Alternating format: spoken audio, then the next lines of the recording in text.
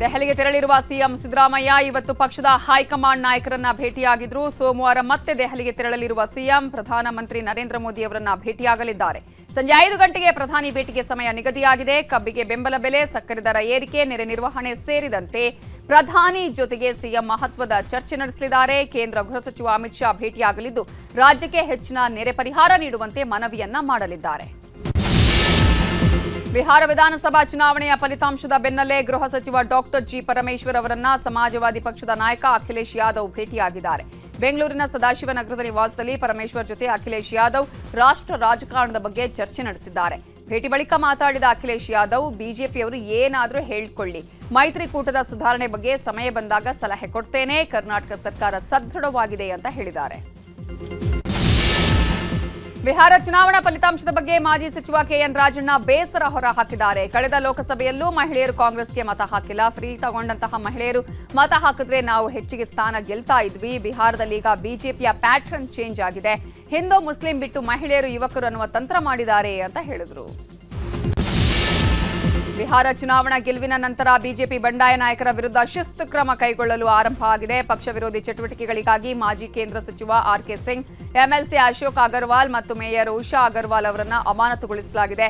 1 ವಾರದ ಒಳಗೆ ವಿವರಣೆ ಕೊಡೋದಕ್ಕೆ ಶೋಕಾಸ್ ನೋಟಿಸ್ ನೀಡಿದ್ದು ಪಕ್ಷದಿಂದ ಉಚ್ಚಾಟಿಸುವ ಸಾಧ್ಯತೆ ಇದೆ.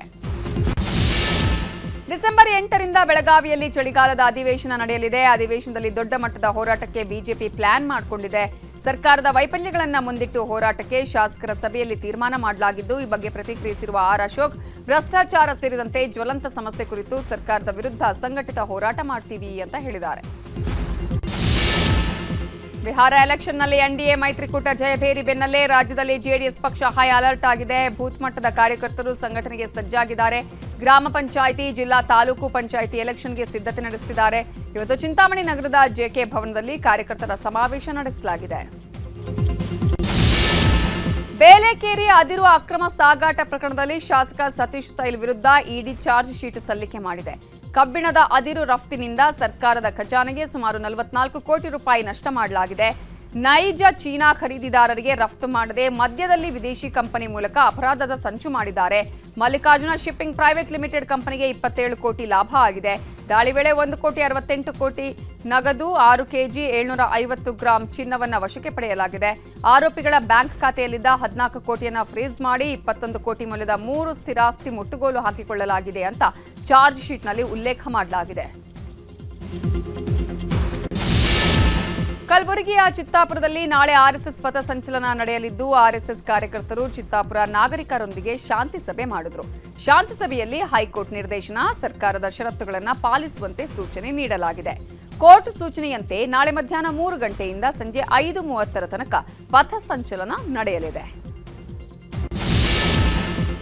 ಕೆಎಂಎಫ್ ನಿರ್ದೇಶಕರಾಗಿ ಶಾಸಕ ಕೆವೈ ನಂಜೇಗೌಡ ಅವಿರೋಧ ಆಯ್ಕೆಯಾಗಿದ್ದಾರೆ. ಕೋಲಾರ ಹಾಲು ಒಕ್ಕೂಟ ನಿರ್ದೇಶಕರ ಸಭೆಯಲ್ಲಿ ಇವತ್ತು ಆಯ್ಕೆ ಮಾಡಲಾಯಿತು. ಸದ್ಯ ಕಾಂಗ್ರೆಸ್ನಲ್ಲಿ ಕೆಎಂಎಫ್ ಅಧ್ಯಕ್ಷ ಸ್ಥಾನಕ್ಕಾಗಿ ಪೈಪೋಟಿ ಜೋರಾಗಿದೆ.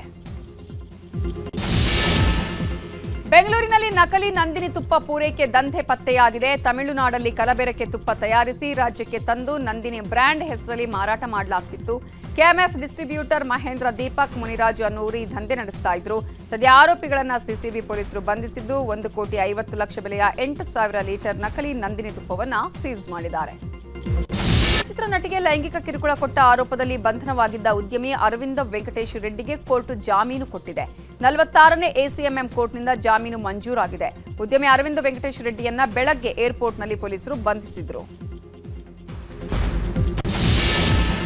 ಪ್ರಧಾನಮಂತ್ರಿ ನರೇಂದ್ರ ಮೋದಿ ಬುಡಕಟ್ಟು ನಾಯಕ ಭಗವಾನ್ ಬಿರ್ಸಾ ಮುಂಡಾ ಅವರ 150ನೇ ಜನ್ಮ ದಿನಾಚರಣೆಯಲ್ಲಿ ಭಾಗಿಯಾಗಿದ್ದರು. ಗುಜರಾತ್ನ ಜಂಜಾಟಿಯ ಗೌರವ್ ದಿವಸ್ ಕಾರ್ಯಕ್ರಮದಲ್ಲಿ ಪಾಲ್ಗೊಂಡಿದ್ದರು. ನರ್ಮದಾದಲ್ಲಿ ಬಿರ್ಸಾ ಮುಂಡಾ ಪ್ರತಿಮೆಗೆ ಪುಷ್ಪ ನಮನ ಸಲ್ಲಿಸಿದರು. ಇದೇ ವೇಳೆ ಗುಜರಾತ್ನ 14 ಬುಡಕಟ್ಟು ಜಿಲ್ಲೆಗಳಿಗೆ 250 ಬಸ್ಗಳಿಗೆ ಪ್ರಧಾನಿ ಚಾಲನೆ ನೀಡಿದರು. ಬಿಹಾರದ ಮುಜಾಫರ್ಪುರದಲ್ಲಿ ಮನೆಯಲ್ಲಿ ಅಗ್ನಿ ಅವಘಡ ಸಂಭವಿಸಿ ಒಂದೇ ಕುಟುಂಬದ 5 ಸಜೀವ ದಹನವಾಗಿದ್ದಾರೆ. ಮತ್ತೆ 5 ಗಾಯಗೊಂಡಿದ್ದು ಆಸ್ಪತ್ರೆಗೆ ದಾಖಲಿಸಲಾಗಿದೆ. ಮೋತಿಪುರ ಪೊಲೀಸ್ ಠಾಣಾ ವ್ಯಾಪ್ತಿಯಲ್ಲಿ ಶಾರ್ಟ್ ಸರ್ಕ್ಯೂಟ್ನಿಂದ ಮನೆಗೆ ಬೆಂಕಿ ತಗುಲಿ ಈ ದುರಂತ ಸಂಭವಿಸಿದೆ. ಪಾಕಿಸ್ತಾನದ ಕರ್ತಾರ್ಪುರಕ್ಕೆ ಸಿಖ್ ಯಾತ್ರೆಗೆ ತೆರಳಿದ್ದ ಭಾರತದ ಪಂಜಾಬ್ ಮಹಿಳೆ ಪಾಕಿಸ್ತಾನದಲ್ಲೇ ಇಸ್ಲಾಂಗೆ ಮತಾಂತರಗೊಂಡು ವಿವಾಹವಾಗಿದ್ದಾರೆ. ಸರ್ಬ್ಜಿತ್ ಕೌರ್ ಅನ್ನುವ ಹೆಸರನ್ನ ನೂರ್ ಅಂತ ಬದಲಿಸಿಕೊಂಡು ಪಾಕಿಸ್ತಾನದ ನಾಸಿರ್ ಹುಸೇನ್ ಅನ್ನುವಾತನನ್ನ ಮದುವೆಯಾಗಿದ್ದಾರಂತೆ. ಬಂಗಾಳಕೊಲ್ಲಿಯಲ್ಲಿ ವಾಯುಭಾರ ಕುಸಿದಿದ್ದು ತಮಿಳುನಾಡಿನಲ್ಲಿ ಮಳೆಯಾಗ್ತಿದೆ. ನಾಳೆಯಿಂದ 3 ದಿನ 9 ಜಿಲ್ಲೆಗಳಲ್ಲಿ ಯೆಲ್ಲೋ ಅಲರ್ಟ್ ಘೋಷಿಸಲಾಗಿದೆ. ಚೆನ್ನೈ, ಕಡಲೂರು, ಮಯಿಲಾಡುತುರೈ, ನಾಗಪಟ್ಟಣಂ, ತಂಜಾವೂರು ಸೇರಿ ಹಲವು ಕಡೆ ಯೆಲ್ಲೋ ಅಲರ್ಟ್ ಘೋಷಿಸಲಾಗಿದೆ. ಸ್ವೀಡನ್ ದೇಶದ ಸ್ಟಾಕ್ ಹೋಮ್ನಲ್ಲಿ ಭೀಕರ ಬಸ್ ಅಪಘಾತ ಸಂಭವಿಸಿದೆ. ಓಸ್ಟರ್ಮಾಲ್ಮ್ ನಗರದಲ್ಲಿ ವೇಗವಾಗಿ ಬಂದ ಡಬಲ್ ಡೆಕ್ಕರ್ ಬಸ್ ನಿಲ್ದಾಣದಲ್ಲಿ ನಿಂತಿದ್ದ ಜನರ ಮೇಲೆ ಹರಿದಿದೆ. ಪರಿಣಾಮ 3 ಸ್ಥಳದಲ್ಲೇ ಸಾವನ್ನಪ್ಪಿದ್ದಾರೆ. ಹಲವರು ತೀವ್ರವಾಗಿ ಗಾಯಗೊಂಡಿದ್ದಾರೆ. ಇನ್ನುಳಿದ ಪ್ರಮುಖ ವಿದ್ಯಮಾನಗಳನ್ನು ವಿಸ್ತೃತವಾಗಿ ನೋಡೋಣ. ದೆಹಲಿಯಲ್ಲಿ ಉಗ್ರರು ನಡೆಸಿದ ಸ್ಫೋಟದಲ್ಲಿ 13 ಜನರ ಸಾವಾಗಿದೆ. ಆ ಸೂತಕ ಇನ್ನೂ ಹೋಗಿಲ್ಲ. ಆಗಲೇ ಜಮ್ಮು ಕಾಶ್ಮೀರದ ನೌಗಾಮ್ ಪೊಲೀಸ್ ಸ್ಟೇಷನ್ ಸ್ಫೋಟಕ್ಕೆ ಛಿದ್ರವಾಗಿದೆ. ಪೊಲೀಸರು, ಸಾರ್ವಜನಿಕರು ಸೇರಿ 9 ಜನ ಜೀವ ಬಿಟ್ಟಿದ್ದಾರೆ. ಉಗ್ರರಿಂದ ಸೀಸ್ ಮಾಡಿದ್ದ 2900 ಕೆಜಿ ಸ್ಫೋಟಕ ಪರಿಶೀಲನೆ ವೇಳೆ ಆಕಸ್ಮಿಕವಾಗಿ ಬ್ಲಾಸ್ಟ್ ಆಗಿದೆ ಅನ್ನೋದು ಅಧಿಕಾರಿಗಳ ಮಾತು. ಆದರೆ ಸ್ಫೋಟಕ ರವಾನೆಗೆ ಹೊರಗಿನ ಜನರನ್ನ ಕರೆಸಿದ್ದೇ ಈಗ 10 ಪ್ರಶ್ನೆಗಳನ್ನ ಹುಟ್ಟುಹಾಕಿದೆ.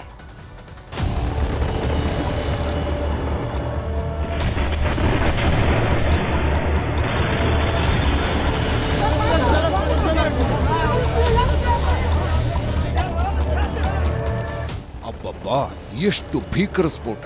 ನವೆಂಬರ್ 10ಕ್ಕೆ ದೆಹಲಿಯಲ್ಲಿ I-20 ಕಾರು ಸ್ಫೋಟಿಸಿ ಉಗ್ರರು 13 ಜನರನ್ನ ಬಲಿ ಪಡೆದಿದ್ರು.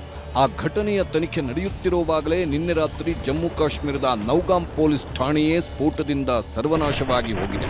ಇಡೀ ಪೊಲೀಸ್ ಠಾಣೆಯೇ ಬಾಂಬ್ ಸ್ಫೋಟಕ್ಕೆ ನಾಮಾವಶೇಷವಾಗಿ ಹೋಗಿದೆ. ಸ್ಫೋಟವಾದ ಪೊಲೀಸ್ ಠಾಣೆಯ 1 ಕಿಲೋಮೀಟರ್ ದೂರದಲ್ಲಿರೋ ಕಟ್ಟಡಗಳ CCTVಯಲ್ಲೇ ಇಷ್ಟು ಭಯಾನಕ ಸ್ಫೋಟದ ವಿಡಿಯೋ ಸೆರೆಯಾಗಿದೆ ಅಂದ್ರೆ ಇನ್ಯಾವ ಮಟ್ಟಿಗೆ ಸ್ಫೋಟ ಸಂಭವಿಸಿದೆ ಅಂತ ಊಹಿಸಿಕೊಳ್ಳೋಕ್ಕೂ ಆಗ್ತಿಲ್ಲ. ನಿನ್ನೆ ರಾತ್ರಿ 11 ಗಂಟೆ 21 ನಿಮಿಷಕ್ಕೆ ಸರಿಯಾಗಿ ಜಮ್ಮು ಕಾಶ್ಮೀರದ ನೌಗಾಮ್ ಪೊಲೀಸ್ ಠಾಣೆಯಲ್ಲಿ ಈ ದುರಂತ ನಡೆದಿದೆ. ಮೇಲ್ನೋಟಕ್ಕೆ ಇದು ಉಗ್ರರು ನಡೆಸಿದ ದಾಳಿಯಲ್ಲ. ಸ್ಫೋಟವಾಗಿದ್ದು ಉಗ್ರರಿಂದ ಸೀಸ್ ಮಾಡಿ ಸಂಗ್ರಹಿಸಿಟ್ಟಿದ್ದ ಅಮೋನಿಯಂ ನೈಟ್ರೇಟ್ ಸ್ಫೋಟಕ. ಬ್ಲಾಸ್ಟ್ ಆಗಿದ್ದು ಆಕಸ್ಮಿಕ ಅಂತ ಅಧಿಕಾರಿಗಳು, ಸ್ಥಳೀಯರು ಹೇಳಿಕೆ ಕೊಡುತ್ತಿದ್ದಾರೆ. ಆದರೆ ಬಾಂಬ್ ಸ್ಫೋಟದ ತೀವ್ರತೆಗೆ ಒಟ್ಟು 9 ಜನರ ಸಾವಾಗಿದೆ. ಇದರಲ್ಲಿ ಜಮ್ಮು ಕಾಶ್ಮೀರದ ನೌಗಾಮ್ನ ಒಬ್ಬರು ಮ್ಯಾಜಿಸ್ಟ್ರೇಟ್, ಪೊಲೀಸ್ ಅಧಿಕಾರಿಗಳು, ಸಾರ್ವಜನಿಕರ ದೇಹ ಗುರುತೇ ಸಿಗದಂತೆ ಛಿದ್ರವಾಗಿ ಹೋಗಿದೆ. 32 ಜನರಿಗೆ ಗಾಯವಾಗಿದ್ದು ಆಸ್ಪತ್ರೆಯಲ್ಲಿ ಚಿಕಿತ್ಸೆ ನೀಡಲಾಗ್ತಿದೆ. ये कल जो पुलिस स्टेशन नौगाम में धमाका हो गया तो वो जो बाहर से वो लाया गया था उसका वो एक्सपेरिमेंट कर रहे थे कुछ और पैकिंग कर रहे थे. उस सिलसिले में इसको भी बुलाया गया था. तो उधर वो मजिस्ट्रेट के सामने और पुलिसकर्मियों के सामने वो धमाका हो गया अचानक. तो उस वजह से उन पुलिसकर्मियों के साथ ये भी शहीद हो गए उधर. ದೆಹಲಿ ಸ್ಫೋಟಕ್ಕಿಂತಲೂ 10 ಪಟ್ಟು ದೊಡ್ಡ ಬ್ಲಾಸ್ಟ್. ಸ್ಫೋಟವಾಗಿದ್ದು 2900 ಕೆಜಿ ನೈಟ್ರೋಜನ್ ಬಾಂಬ್. ನವೆಂಬರ್ 9 ಅಂದ್ರೆ ದೆಹಲಿ ಸ್ಫೋಟದ ಹಿಂದಿನ ದಿನ ಜಮ್ಮು ಕಾಶ್ಮೀರದಲ್ಲಿ ಸೇನಾಪಡೆ ದೊಡ್ಡ ಬೇಟೆಯಾಡಿತ್ತು. ಉಗ್ರ ಕೃತ್ಯಕ್ಕೆ ಸಂಗ್ರಹಿಸಿದ್ದ ಬರೋಬ್ಬರಿ 2900 ಕೆಜಿ ಸ್ಫೋಟಕವನ್ನ ಸೀಸ್ ಮಾಡಿ ವೈಟ್ ಕಾಲರ್ ಉಗ್ರರನ್ನು ಬಂಧಿಸಿ ವಿಚಾರಣೆ ನಡೆಸುತ್ತಿದ್ರು.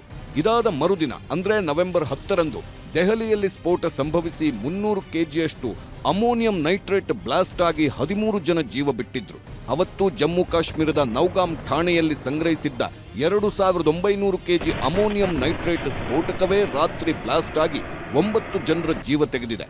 ಅಷ್ಟಕ್ಕೂ ಸೇನೆ, ಪೊಲೀಸ್ ವಶದಲ್ಲಿದ್ದ 2900 ಕೆಜಿ ಅಮೋನಿಯಂ ನೈಟ್ರೇಟ್ ಬ್ಲಾಸ್ಟ್ ಆಗಿದ್ದ ಹೇಗೆ? ಬಾಂಬ್ ಅಂತ ಗೊತ್ತಿದ್ರೂ ಪೊಲೀಸ್ ಠಾಣೆಯಲ್ಲಿ ಇಟ್ಟಿದ್ಯಾಕೆ? ಸ್ಫೋಟದ ಹಿಂದೆ ಇಷ್ಟು ದೊಡ್ಡ ನಿರ್ಲಕ್ಷ್ಯ ಆಗಿದ್ದೇಗೆ ಅನ್ನೋ ಅನುಮಾನ ಎಲ್ಲರನ್ನೂ ಕಾಡುತ್ತಿದೆ. ಆದರೆ ಉಗ್ರರಿಂದ ವಶಪಡಿಸಿಕೊಂಡಿದ್ದ 2900 ಕೆಜಿ ಸ್ಫೋಟಕವನ್ನ ನೌಗಾಮ್ ಪೊಲೀಸ್ ಠಾಣೆಯಲ್ಲೇ ಸಂಗ್ರಹಿಸಿಟ್ಟಿದ್ರು. ಈ 2900 ಕೆಜಿ ಸ್ಫೋಟಕಕ್ಕೆ ಬಳಸಿದ್ದ ಕೆಮಿಕಲ್ ಯಾವುದು ಅಂತ ನೌಗಾಮ್ ಠಾಣೆಯಲ್ಲೇ ಸಂಶೋಧನೆನೂ ಮಾಡ್ತಿದ್ರು. ದೆಹಲಿ ಸ್ಫೋಟದ ಬೆನ್ನಲ್ಲೇ 2900 ಕೆಜಿ ಸ್ಫೋಟಕದ ಬಗ್ಗೆ ಪೊಲೀಸ್ ಠಾಣೆಯಲ್ಲೇ ರಿಸರ್ಚ್ ಮಾಡ್ತಿದ್ರು. FSL ತಜ್ಞರು, ಮ್ಯಾಜಿಸ್ಟ್ರೇಟ್, ಪೊಲೀಸರ ಸಮ್ಮುಖದಲ್ಲಿ ಈ ಪ್ರಯೋಗ ನಡೆಯುತ್ತಿತ್ತು. ಪ್ರಯೋಗ ಮುಗಿಸಿ ಎಲ್ಲವನ್ನ ಪ್ಯಾಕಿಂಗ್ ಮಾಡಲು ತೀರ್ಮಾನ ಮಾಡಿದ್ದ ಅಧಿಕಾರಿಗಳು ಸ್ಥಳೀಯ ವ್ಯಕ್ತಿಗಳನ್ನ ನಿನ್ನೆ ರಾತ್ರಿ ಕರೆಸಿಕೊಂಡು ಸ್ಫೋಟಕ ಪ್ಯಾಕಿಂಗ್ಗೆ ಮುಂದಾಗಿದ್ರು. ಆಗಲೇ ಈ ಸ್ಫೋಟ ನಡೆದಿದ್ದು 9 ಜನ ಸತ್ತಿದ್ದಾರೆ, 32 ಜನರಿಗೆ ಗಂಭೀರ ಗಾಯವಾಗಿದೆ. ಇಷ್ಟು ದೊಡ್ಡ ಸೂಕ್ಷ್ಮ ಪ್ರಕರಣ ಅಂತ ಗೊತ್ತಿದ್ರೂ ಹೊರಗಿನವರನ್ನ ಕರೆಸಿದ್ಯಾರು? ಅವರ ಹಿನ್ನೆಲೆ ಏನು? ಸ್ಫೋಟ ಆಗಿದ್ದು ನಿಜಕ್ಕೂ ಆಕಸ್ಮಿಕನ, ಉದ್ದೇಶಪೂರ್ವಕನ ಅಂತ ತನಿಖೆನೂ ಶುರುವಾಗಿದೆ. ನೌಗಾಂ ಪೊಲೀಸ್ ಠಾಣೆ ಸಂಪೂರ್ಣ ಸರ್ವನಾಶವಾಗಿದ್ದು, ನಿನ್ನೆ ರಾತ್ರಿ ಬ್ಲಾಸ್ಟ್ ಆದಾಗ ಉಗ್ರರೇ ದುಷ್ಕೃತ್ಯ ಎಸಗಿದ್ರು ಅನ್ನೋ ಅನುಮಾನದ ಮೇಲೆ ತನಿಖಾ ತಂಡಗಳು, ಮಿಲಿಟರಿ ಅಧಿಕಾರಿಗಳು ಮಧ್ಯರಾತ್ರಿಯೇ ಸ್ಥಳಕ್ಕೆ ಬಂದು ತನಿಖೆ ಶುರು ಮಾಡಿದ್ರು. ಈಗಲೂ ತನಿಖೆ ನಡೆಯುತ್ತಿದೆ. FSL team, NIA team, ATS team, NSG, bomb ಸ್ಕ್ವಾಡ್ಗಳಿಂದ ತನಿಖೆ ಶುರುವಾಗಿದೆ.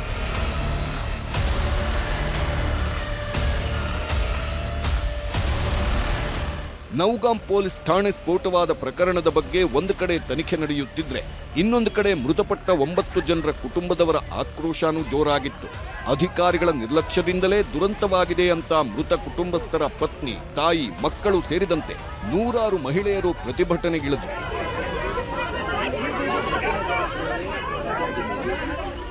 ಇನ್ನು ನೌಗಾಂ ಸ್ಫೋಟದಲ್ಲಿ ಗಾಯಗೊಂಡವರನ್ನ ಲೆಫ್ಟಿನೆಂಟ್ ಗವರ್ನರ್ ಮನೋಜ್ ಸಿನ್ಹಾ ಆಸ್ಪತ್ರೆಯಲ್ಲಿ ಭೇಟಿ ಮಾಡಿದ್ರು. ಘಟನೆ ಹೇಗಾಯ್ತು ಅಂತ ಮಾಹಿತಿ ಪಡ್ಕೊಂಡ್ರು. ಆಮೇಲೆ ಮೃತದೇಹಗಳಿಗೆ ಸೇನಾ ಗೌರವ ಸಲ್ಲಿಸಲಾಯಿತು. ಸೇನಾ ಗೌರವ ನೀಡುತ್ತಿದ್ದಾಗ ಮಗನನ್ನ ಕಳ್ಕೊಂಡ ತಂದೆ ಶವದ ಮುಂದೆ ಕಣ್ಣೀರು ಹಾಕ್ತಾ ಗೋಳಾಡ್ತಾ ಇರೋದನ್ನ ಕಂಡು ಸೇನಾಧಿಕಾರಿಗಳು ತಲೆ ತಗ್ಗಿಸಿ ಮೌನಕ್ಕೆ ಶರಣಾದ್ರು. ಆಮೇಲೆ ಬಂದ ಲೆಫ್ಟಿನೆಂಟ್ ಗವರ್ನರ್ ಬಳಿಯೂ ಕಣ್ಣೀರು ಹಾಕ್ತಾ ಪೋಷಕರು ನೋವು ತೋಡಿಕೊಂಡ್ರು. ಎಲ್ಲ ಮುಗಿದ್ಮೇಲೆ ಸಾರ್ವಜನಿಕವಾಗಿ ಮುಸ್ಲಿಂ ಧರ್ಮದವರೆಲ್ಲ ಪ್ರಾರ್ಥನೆ ಸಲ್ಲಿಸಿ ಮೃತರ ಅಂತ್ಯಕ್ರಿಯೆ ನಡೆಸಲಾಯಿತು.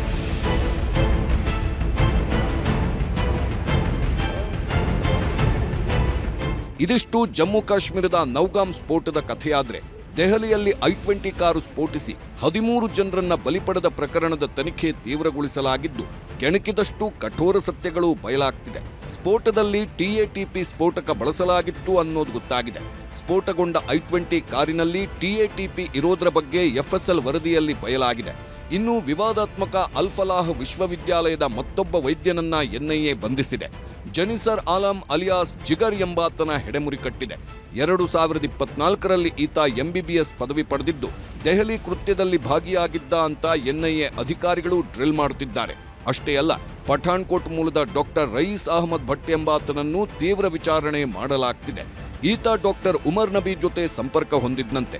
2020-2021ರಲ್ಲಿ ಫರೀದಾಬಾದ್ನ ಅಲ್-ಫಲಾಹ್ ವಿವಿಯಲ್ಲಿ ಕೆಲಸ ಮಾಡಿದ್ದ ಅನ್ನೋದು ಗೊತ್ತಾಗಿದೆ.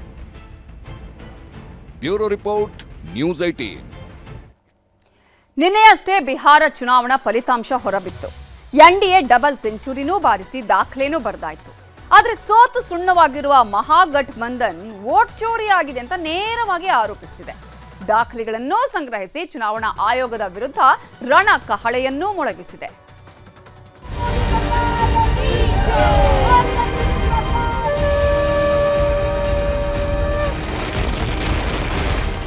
ಬಿಹಾರ ಚುನಾವಣೆಯ ಫಲಿತಾಂಶ ಬಿಜೆಪಿಯವರ ಸಂಭ್ರಮವನ್ನ ಡಬಲ್ ಮಾಡಿದೆ. ಜೆಡಿಯು ಪಕ್ಷದ ನಿತೀಶ್ ಬಳಗದವರು ಹಬ್ಬದಂತೆ ಆಚರಣೆ ಮಾಡುತ್ತಿದ್ದಾರೆ. ಆದರೆ ಅದೇ ಬಿಹಾರ ಚುನಾವಣೆ ಫಲಿತಾಂಶ ತೇಜಸ್ವಿ ಯಾದವ್ ನಿದ್ದೆಗೆಡಿಸಿದೆ. ಕಾಂಗ್ರೆಸ್ ನಾಯಕ ರಾಹುಲ್ ಗಾಂಧಿಯವರನ್ನ ಕನ್ಫ್ಯೂಸ್ ಮಾಡಿದೆ. ಯಾವಾಗ ಬಿಹಾರದಲ್ಲಿ ನಿನ್ನೆ ಸಂಜೆ ಹೊತ್ತಿಗೆ ಬಿಜೆಪಿ ನೇತೃತ್ವದ ಮೈತ್ರಿಕೂಟ 243 ಕ್ಷೇತ್ರಗಳ ಪೈಕಿ 202 ಸೀಟು ಗೆದ್ದಿದೆ ಅಂತ ಫಲಿತಾಂಶ ಹೊರಗೆ ಬಂತೋ, ಆಗ್ಲೇ ಮಹಾಗಠಬಂಧನ್ ನಾಯಕರು ಕೇಂದ್ರ ಚುನಾವಣಾ ಆಯೋಗ ಬಿಜೆಪಿಯವರ ಜೊತೆ ಸೇರಿ ಮತಗಳ್ಳತನ ಮಾಡಿದ್ದಾರೆ ಅಂತ ನೇರವಾಗಿ ಆರೋಪಿಸಿದ್ರು. ಈಗ ಅದೇ ಚುನಾವಣಾ ಆಯೋಗದ ವಿರುದ್ಧ ಇವತ್ತಿನಿಂದ ಮಹಾಗಠಬಂಧನ್ ನಾಯಕರು ಸಮರ ಸಾರಿದ್ದಾರೆ. ಲಂಡನ್ ಪ್ರವಾಸ ಮುಗಿಸಿ ಬಂದ ರಾಹುಲ್ ಗಾಂಧಿ ಸೀದಾ ದೆಹಲಿಯಲ್ಲಿರುವ ಮಲ್ಲಿಕಾರ್ಜುನ ಖರ್ಗೆ ಅವರ ನಿವಾಸಕ್ಕೆ ಬಂದರು. ಬಿಹಾರದಲ್ಲಿ ಅಂದುಕೊಂಡಿದ್ದು ಸರ್ಕಾರ ರಚನೆ ಮಾಡುವಷ್ಟು ಸೀಟು ಬರುತ್ತೆ ಅಂತ. ಆದರೆ ಕಾಂಗ್ರೆಸ್ ಬರೀ ಒಂದಂಕಿಗೆ ಬಂದಿದ್ದಕ್ಕೆ ಕಾರಣಗಳನ್ನ ಹುಡುಕಿದ್ರು. ಸೀದಾ ಸಾದಾ ಕೇಂದ್ರ ಮುಖ್ಯ ಚುನಾವಣಾ ಆಯುಕ್ತ ಜ್ಞಾನೇಶ್ ಕುಮಾರ್ ಅವರನ್ನೇ ಟಾರ್ಗೆಟ್ ಮಾಡಿದ್ರು. ಬಿಹಾರ ಫಲಿತಾಂಶದಲ್ಲಿ ಕಳ್ಳತನ ಆಗಿರೋದನ್ನ ಪತ್ತೆ ಮಾಡುವುದಕ್ಕೆ ತೀರ್ಮಾನಿಸಿದ್ರು. ಅಕ್ಟೋಬರ್ 6, 2025ರಂದು ಕೇಂದ್ರ ಮುಖ್ಯ ಚುನಾವಣಾ ಆಯುಕ್ತ ಜ್ಞಾನೇಶ್ ಕುಮಾರ್ ಹೇಳಿದ್ದು 7,42 ಲಕ್ಷ ಮತದಾರರಿದ್ದಾರೆ ಅಂತ. ಆದರೆ 11 ನವೆಂಬರ್ 2025 ಬಿಹಾರದ 2ನೇ ಹಂತದ ಮತದಾನದ ಬಳಿಕ ಚುನಾವಣಾ ಆಯೋಗ ಕೊಟ್ಟ ಲೆಕ್ಕ 7,45 ಲಕ್ಷ ಮತದಾರರು ಅಂತ. ಅಂದ್ರೆ ಬರೀ 37 ದಿನದಲ್ಲಿ SIR ಆದ ಮೇಲೂ ಬಿಹಾರದಲ್ಲಿ 3 ಲಕ್ಷ ವೋಟರ್ಸ್ ಹೊಸದಾಗಿ ಸೇರ್ಪಡೆ ಆಗಿದ್ದೇಗೆ ಅಂತ ಪ್ರಶ್ನೆ ಎತ್ತಿದೆ. ಅಷ್ಟೇ ಅಲ್ಲ, ಬಿಜೆಪಿಗೆ 89 ಸ್ಥಾನ ಬಂದಿದೆ. ಆದರೆ ಸಿಕ್ಕಿರೋದು 20.08% ಓಟು, ಅಂದ್ರೆ 1,81,00,000 ಮತಗಳು. ಆದ್ರೆ RJD ಬರೀ 25 ಸೀಟು ಗೆದ್ದಿದ್ರು 23% ಮತ ಪಡೆದಿದೆ. 1,15,46,000 ಓಟ್ ಬಂದಿದ್ರು ಕಡಿಮೆ ಸೀಟು ಬಂದಿದ್ದೇಗೆ ಅಂತ ಪ್ರಶ್ನೆ ಎತ್ತಿದೆ. ಇನ್ನು ಜೆಡಿಯುಗೆ 85 ಸ್ಥಾನ ಬಂದಿದ್ದು ಶೇಕಡ 19.25ರಷ್ಟು ಮತ ಪಡೆದಿದೆ. ಬರೀ 96,67,000 ಮತಗಳಿಂದ 85 ಸ್ಥಾನ ಗಳಿಸಿದ್ದು ಹೇಗೆ ಅಂತ ಪ್ರಶ್ನೆ ತೆಗೆದಿದೆ. ಇನ್ನು ಕಾಂಗ್ರೆಸ್ಗೆ ಬಿಹಾರದಲ್ಲಿ ಶೇಕಡ 8.71ರಷ್ಟು ವೋಟ್ ಸಿಕ್ಕಿದೆ. 43,74,000 ಮತ ಬಂದಿದೆ. ಆದರೂ ಬರೀ 6 ಸೀಟು ಸಿಕ್ಕಿದೆ ಅಂತ ಪ್ರಶ್ನೆ ಮಾಡ್ತಿದೆ.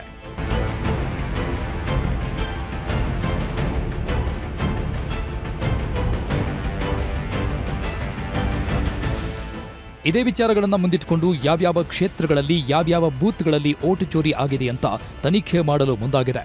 The result which had come from Bihar is unbelievable for all of us.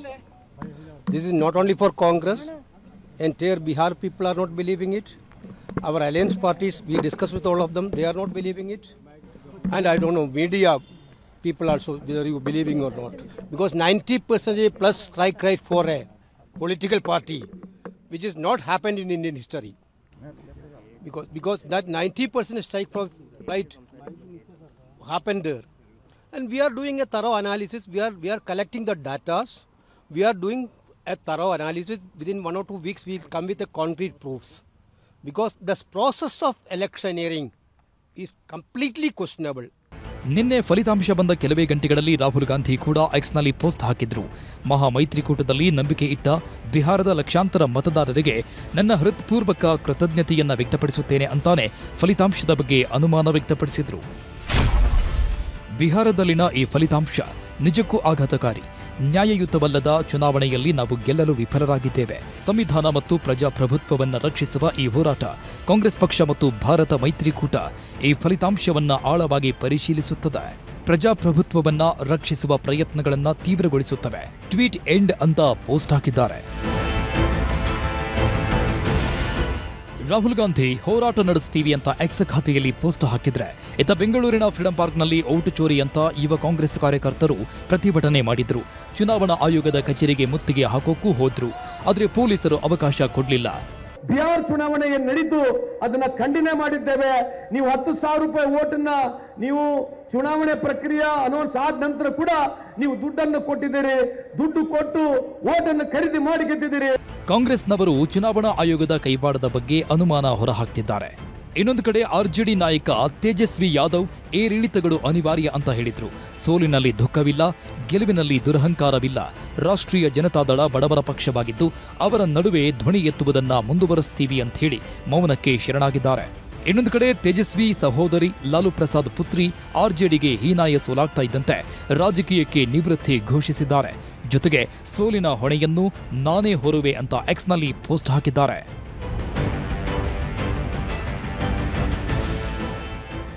Congress ಮೈತ್ರಿಕೂಟ ಸೋಲಿನ ಹೊಣೆಯನ್ನ ಬಿಜೆಪಿ ಮತ್ತು ಆಯೋಗದ ಮೇಲೆ ಹಾಕ್ತಿದ್ರೆ, ಬಿಜೆಪಿಯವರಂತೂ ಸಾಲು ಸಾಲು ಟ್ವೀಟ್ ಹಾಕಿ ಕಾಂಗ್ರೆಸ್ ವಿರುದ್ಧ ವ್ಯಂಗ್ಯ ಮಾಡ್ತಿದ್ದಾರೆ.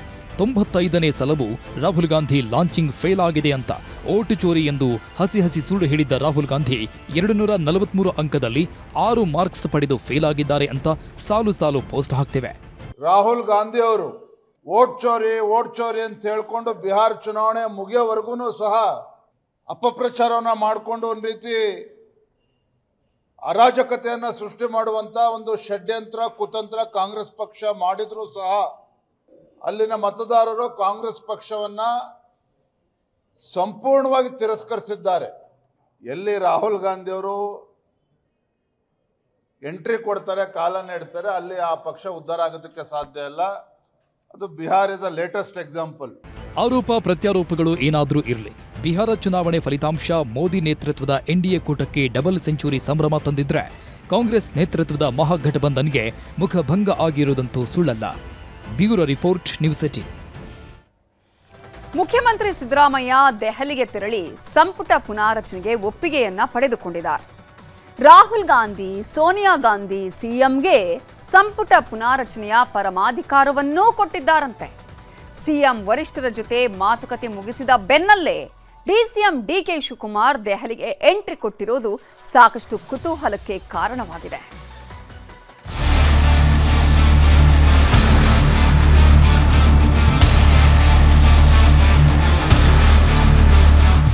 ನವೆಂಬರ್ ಕ್ರಾಂತಿಯ ಚರ್ಚೆ ನಡುವೆ ಇವತ್ತು ದೆಹಲಿಯಲ್ಲಿ ಮುಖ್ಯಮಂತ್ರಿ ಸಿದ್ದರಾಮಯ್ಯ ರಾಹುಲ್ ಗಾಂಧಿ ಮತ್ತು ಸೋನಿಯಾ ಗಾಂಧಿ ಅವರನ್ನ ಭೇಟಿ ಮಾಡಿದ್ದಾರೆ. ದೆಹಲಿಯ ಸೋನಿಯಾ ಗಾಂಧಿ ನಿವಾಸ ಜನ್ಪರ್ 10ರಲ್ಲಿ ಸುಮಾರು 45 ನಿಮಿಷಗಳ ಕಾಲ ಇಬ್ಬರ ಜೊತೆ ಮಾತುಕತೆಯನ್ನು ನಡೆಸಿದ್ರು. ಸಂಪುಟ ಪುನಾರಚನೆ ಮಾಡೋಕೆ ಅವಕಾಶ ಕೊಡಿ ಅಂತಾನು ಮನವಿ ಸಲ್ಲಿಸಿದ್ರು. ರಾಜ್ಯ ರಾಜಕಾರಣದ ಸೂಕ್ಷ್ಮ ಸಂಗತಿಗಳನ್ನ ಹೈಕಮಾಂಡ್ಗೆ ತಲುಪಿಸಿರೋ ಸಿಎಂ ನಾಯಕತ್ವ ಬದಲಾವಣೆಯ ಬಗ್ಗೆ ಗೆದ್ದಿರುವ ಚರ್ಚೆ ಬಗ್ಗೆಯೂ ದೂರು ನೀಡಿದ್ದಾರೆ ಅಂತ ಗೊತ್ತಾಗಿದೆ. ಸಂಪುಟ ಪುನಾರಚನೆಗೆ ಹೈಕಮಾಂಡ್ ಗ್ರೀನ್ ಸಿಗ್ನಲ್. ಮುಖ್ಯಮಂತ್ರಿ ಸಿದ್ದರಾಮಯ್ಯನವರ ಮನವಿಯನ್ನ ಸೋನಿಯಾ ಗಾಂಧಿ ಮತ್ತು ರಾಹುಲ್ ಗಾಂಧಿ ಅಂಗೀಕರಿಸಿದ್ದಾರೆ. ಪಕ್ಷದೊಳಗಿನ ಎಲ್ಲಾ ಬೆಳವಣಿಗೆಗಳ ಬಗ್ಗೆಯೂ ಸಿಎಂ ಹತ್ತಿರ ವರದಿ ಪಡ್ಕೊಂಡ ರಾಹುಲ್ ಗಾಂಧಿ ಸಂಪುಟ ಪುನಾರಚನೆಗೆ ತಥಾಸ್ತು ಅಂತ ಹೇಳಿದ್ದಾರಂತೆ. ಹಾಗಿದ್ರೆ ಸಿಎಂ ಹೈಕಮಾಂಡ್ ಮುಂದಿಟ್ಟ ಬೇಡಿಕೆಗಳು ಏನು ಅಂತ ನೋಡೋದಾದ್ರೆ, ಸ್ಥಳೀಯ ಸಂಸ್ಥೆ ಚುನಾವಣೆಗಳನ್ನ ಗೆಲ್ಲಲು ಅನುಕೂಲ ಆಗುತ್ತೆ. ಸಾಮಾಜಿಕ ನ್ಯಾಯ ಒದಗಿಸಲು ಪುನಾರಚನೆ ಅಗತ್ಯವಾಗಿದೆ. ಜಾತಿ ಲೆಕ್ಕಾಚಾರದಡಿ ಕ್ಯಾಬಿನೆಟ್ ವಿಸ್ತರಣೆಯಾಗಬೇಕು. ಹಿರಿಯರ ಜೊತೆ ಕಿರಿಯರಿಗೂ ಅವಕಾಶ ಕೊಡಬೇಕು. ಹೀಗಾಗಿ ಸಂಪುಟ ಪುನಾರಚನೆ ಅತ್ಯಗತ್ಯ ಅಂತ ಮನವಿ ಸಲ್ಲಿಸಿದ್ರು. ಸಿಎಂ ಸಿದ್ದರಾಮಯ್ಯನವರ ಮಾತನ್ನ ಅವಲೋಕಿಸಿದ ರಾಹುಲ್ ಗಾಂಧಿ ಸಚಿವ ಸಂಪುಟ ಪುನಾರಚನೆಗೆ ಅಷ್ಟು ಅಂದಿದ್ದಾರೆ. ಜೊತೆಗೆ ಕೆಲವು ಸೂಚನೆಗಳನ್ನು ಕೊಟ್ಟಿದ್ದಾರೆ ಅಂತ ಗೊತ್ತಾಗಿದೆ. ಸಂಪುಟ ಪುನಾರಚನೆ ಅಗತ್ಯ ಅನ್ನಿಸಿದ್ರೆ ಮಾಡಿ. ಅದಕ್ಕೂ ಮುನ್ನ ಖರ್ಗೆ ಅವರ ಬಳಿ ಚರ್ಚಿಸಿ. ಸಂಪುಟ ಪುನಾರಚನೆ ಯಾವಾಗ ಅಂತ ನಿಮಗೆ ಬಿಟ್ಟಿದ್ದು. ಯಾರನ್ನ ಸಚಿವ ಸ್ಥಾನದಿಂದ ಕೈ ಬಿಡ್ತೀರಾ ಅಂತ ತಿಳಿಸಿ. ಯಾರನ್ನ ಸಚಿವ ಸ್ಥಾನಕ್ಕೇರಿಸ್ತೀರಾ ಅಂತ ವರದಿ ಕೊಡಿ. ಮಂತ್ರಿ ಸ್ಥಾನದಿಂದ ನಿರ್ಗಮಿಸುವವರಿಗೆ ಪಕ್ಷದ ಹೊಣೆ ನೀಡಿ ಅಂತ ರಾಹುಲ್ ಗಾಂಧಿ ಸಲಹೆ ನೀಡಿದ್ದಾರೆ ಅಂತ ಗೊತ್ತಾಗಿದೆ. ಅಂದ ಹಾಗೆ ರಾಹುಲ್ ಗಾಂಧಿ ಮತ್ತು ಸೋನಿಯಾ ಗಾಂಧಿ ಅವರನ್ನ ಸಿಎಂ ಸಿದ್ದರಾಮಯ್ಯ ಒಬ್ಬರೇ ಭೇಟಿ ಮಾಡಿ ಹೊರಗೆ ಬಂದ್ರು. ಆಮೇಲೆ ಡಿಕೆ ಶಿವಕುಮಾರ್ ದೆಹಲಿಗೆ ಎಂಟ್ರಿ ಕೊಟ್ರು. ಸದ್ಯ ದೆಹಲಿಯಲ್ಲೇ ಉಳಿದುಕೊಂಡಿರುವ ಡಿಕೆ ಶಿವಕುಮಾರ್ ಹೈಕಮಾಂಡ್ ಜೊತೆ ಪ್ರತ್ಯೇಕವಾಗಿ ಮಾತುಕತೆ ನಡೆಸಲು ಸಮಯ ಕೇಳಿದ್ದಾರಂತೆ. ಇದೆಲ್ಲದರ ಮಧ್ಯೆ ಕಾಂಗ್ರೆಸ್ ನಾಯಕ ಹಿರಿಯ ವಕೀಲ ಕಪಿಲ್ ಸಿಬಲ್ ಪುಸ್ತಕ ಬಿಡುಗಡೆ ಕಾರ್ಯಕ್ರಮದಲ್ಲಿ ಸಿಎಂ ಡಿಸಿಎಂ ಸೇರಿದಂತೆ ಎಲ್ಲರೂ ಭಾಗಿಯಾಗಿದ್ರು. ದೆಹಲಿ ಭೇಟಿ ವೇಳೆ ಸಿಎಂಗೆ ಸಂಪುಟ ಪುನಾರಚನೆಗೆ ಹೈಕಮಾಂಡ್ ಆಶೀರ್ವಾದ ಸಿಕ್ಕಿದೆ. ಇದೇ ಡಿಸೆಂಬರ್ 8ರ ಬೆಳಗಾವಿ ಅಧಿವೇಶನದ ಒಳಗೆ ಸಂಪುಟ ಪುನಾರಚನೆ ಮಾಡ್ತಾರಾ ಅಥವಾ ಬೆಳಗಾವಿ ಅಧಿವೇಶನ ಮುಗಿದ ಮೇಲೆ ಸಂಪುಟ ವಿಸ್ತರಣೆ ಮಾಡ್ತಾರಾ ಅನ್ನೋ ಕುತೂಹಲ ಹೆಚ್ಚಾಗಿದೆ. ಇದೆಲ್ಲದರ ಮಧ್ಯೆ ಸೋಮವಾರ ಮತ್ತೆ ಮುಖ್ಯಮಂತ್ರಿ ಸಿದ್ದರಾಮಯ್ಯರನ್ನ ಭೇಟಿಯಾಗುವಂತೆ ಹೈಕಮಾಂಡ್ ಸೂಚನೆ ನೀಡಿದ್ಯಂತೆ. ಸಂಪುಟ ಪುನಾರಚನೆ ಆಗಿದ್ದೇ ಆದ್ರೆ ಕನಿಷ್ಠ 10ರಿಂದ 15 ಸಚಿವರನ್ನ ಕೈಬಿಡುವ ಸಾಧ್ಯತೆ ಇದೆ. ಚಿದಾನಂದ್ ಪಟೇಲ್ ಜೊತೆ ಕಾರ್ತಿಕ್, ಪೊಲಿಟಿಕಲ್ ಬ್ಯೂರೋ, ನ್ಯೂಸ್ 18. ವೃಕ್ಷ ಮಾತೆ ಸಾಲುಮರದ ತಿಮ್ಮಕ್ಕ ಬೆಂಗಳೂರಿನ ಕಲಾಗ್ರಾಮದಲ್ಲಿ ಚಿರನಿದ್ರೆಗೆ ಜಾರಿದ್ದಾರೆ. ಸಕಲ ಸರ್ಕಾರಿ ಗೌರವದೊಂದಿಗೆ ತಿಮ್ಮಕ್ಕ ಅವರ ಪಾರ್ಥಿವ ಶರೀರವನ್ನ ಸಂಪ್ರದಾಯಬದ್ಧವಾಗಿ ಮಣ್ಣು ಮಾಡಲಾಯಿತು.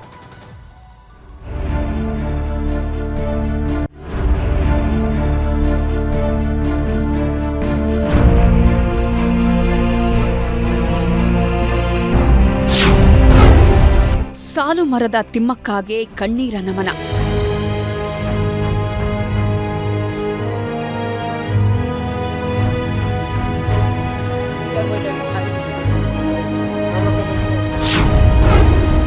ಮಣ್ಣಲ್ಲಿ ಮಣ್ಣಾದ ವೃಕ್ಷ ಮಾತೆ.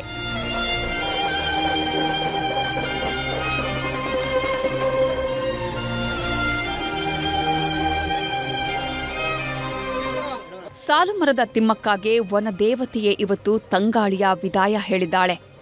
ಮರಗಳನ್ನೇ ಮಕ್ಕಳು ಅಂದ್ಕೊಂಡಿದ್ದ ವೃಕ್ಷ ಮಾತೆಗೆ ಕುಲಕೋಟಿ ಕನ್ನಡಿಗರು ಕಣ್ಣೀರ ಬೀಳ್ಕೊಡುಗೆ ಕೊಟ್ಟಿದ್ದಾರೆ. 114 ವರ್ಷದ ಶತಾಯುಷಿ ಸಾರ್ಥಕದ ಜೀವನ ಮುಗಿಸಿದ್ದು ಜ್ಞಾನ ಭಾರತೀಯ ಕಲಾಗ್ರಾಮದಲ್ಲಿ ಚಿರನಿದ್ರೆಗೆ ಜಾರಿದ್ದಾರೆ.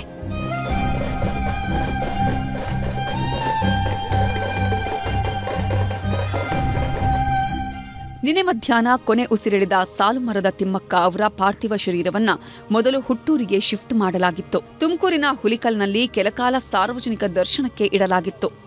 ನಂತರ ಹಾಸನದ ಬೇಲೂರಿಗೆ ಶಿಫ್ಟ್ ಮಾಡಲಾಯಿತು. ಅಲ್ಲಿಂದ ತಡರಾತ್ರಿ ಬೆಂಗಳೂರಿಗೆ ಮೃತದೇಹವನ್ನ ತರಲಾಯಿತು. ರವೀಂದ್ರ ಕಲಾಕ್ಷೇತ್ರದಲ್ಲಿ ಬೆಳಗ್ಗೆ 8:30ರಿಂದ 11:15ವರೆಗೆ ಅಂತಿಮ ದರ್ಶನಕ್ಕೆ ಅವಕಾಶ ಮಾಡಿಕೊಡಲಾಗಿತ್ತು. ಪಾರ್ಥಿವ ಶರೀರದ ಮೇಲೆ ರಾಷ್ಟ್ರಧ್ವಜವನ್ನಿಟ್ಟು ಸಕಲ ಗೌರವ ಸಲ್ಲಿಸಲಾಯಿತು. ಈ ವೇಳೆ ನಟ ಮಾಸ್ಟರ್ ಆನಂದ್, ಕೇಂದ್ರ ಸಚಿವ ವಿ ಸೋಮಣ್ಣ, ಸಚಿವೆ ಶೋಭಾ ಕರಂದ್ಲಾಜೆ, ಗೃಹ ಸಚಿವ ಪರಮೇಶ್ವರ್ ಸೇರಿದಂತೆ ಹಲವು ಗಣ್ಯರು ಆಗಮಿಸಿ ಅಂತಿಮ ದರ್ಶನ ಪಡೆದರು. ಅರಣ್ಯ ಇಲಾಖೆ ವತಿಯಿಂದ ಅವರ ಸ್ಮರಣಾರ್ಥ 114 ಸ್ಥಳಗಳಲ್ಲಿ 114 ವಿವಿಧ ಪ್ರಭೇದ ಸಸ್ಯಗಳನ್ನು ನೆಟ್ಟು ಅವರಿಗೆ ಒಂದು ಗೌರವ ಸೂಚಿಸುವಂತ ಒಂದು ಕೆಲಸ ಮಾಡಬೇಕು ಅನ್ನುವಂಥ ತೀರ್ಮಾನವನ್ನು ಮಾಡಿದ್ದೇವೆ. ಹಾಗೆ ಅವರ ಏನೊಂದು ದಾರಿ ತೋರಿಸಿಕೊಟ್ಟಿದ್ದಾರೆ ಆದರ್ಶಗಳನ್ನು ಇಟ್ಟುಕೊಂಡು ನಮ್ಮ ಇಲಾಖೆ ವತಿಯಿಂದ ಇವತ್ತು ಅರಣ್ಯ ಪರಿಸರ ಪ್ರಕೃತಿ ಸಂರಕ್ಷಣೆ ಮಾಡುವಂಥ ಕೆಲಸವನ್ನು ನಾವು ಮಾಡ್ತೇವೆ ಅನ್ನುವಂಥ ಒಂದು ಮಾತನ್ನು ನಾಡಿನ ಜನತೆಗೆ ತಿಳಿಸಲಿಕ್ಕೆ ಇಚ್ಛೆ ಮಾಡ್ತೇವೆ. ಅದನ್ನ ನೋಡಿ ಅವ್ರು ಎಂತ ಮಕ್ಕಳ ದಿನಾಚರಣೆ ದಿನನೇ ಹೋಗಿರ್ತಕ್ಕಂಥ ಇದು ಎಂತ ಒಂದು ಇದಂದ್ರೆ ಪಾಪ ಆ ತಾಯಿಗೆ ಮಕ್ಕಳ ಮೇಲೆ ಎಷ್ಟು ಪ್ರೀತಿ ಇತ್ತೋ ಪಾಪ. ಅವರೇ ಒಂದು ಮಗು, ಅವ್ರ ಮಕ್ಕಳಾಗಿರ್ಲಿಲ್ಲ, ಮರಗಳಲ್ಲಿ ಮಕ್ಕಳನ್ನ ಕಾಣ್ತಕ್ಕಂಥದ್ದು. ಅದಕ್ಕೆ ಸುಮ್ಮನೆ ಹೇಳಲ್ಲ, ದೊಡ್ಡವ್ರು ಹೇಳ್ತಾರಲ್ಲ, ಅಂದ್ರೆ ಶರಣರ ಬಾಳು ಮರಣದಲ್ಲಿ ಕಾಣು, ಆ ಒಂದು ನೀಟ್ ಮೆಸೇಜ್ ಅವರು ಕೊಟ್ಟು ಹೋಗಿದ್ದಾರೆ. ಸಾಲುಮರದ ತಿಮ್ಮಕ್ಕಗೆ ರಂಗಭೂಮಿ ತಂಡ ವಿನೂತನವಾಗಿ ನಮನ ಸಲ್ಲಿಸಿತು. ಥಿಯೇಟರ್ ಥೆರಪಿ ಸದಸ್ಯರು ಹಾಡಿನ ಮೂಲಕ ಅಂತಿಮ ನಮನ ಸಲ್ಲಿಸಿದರು.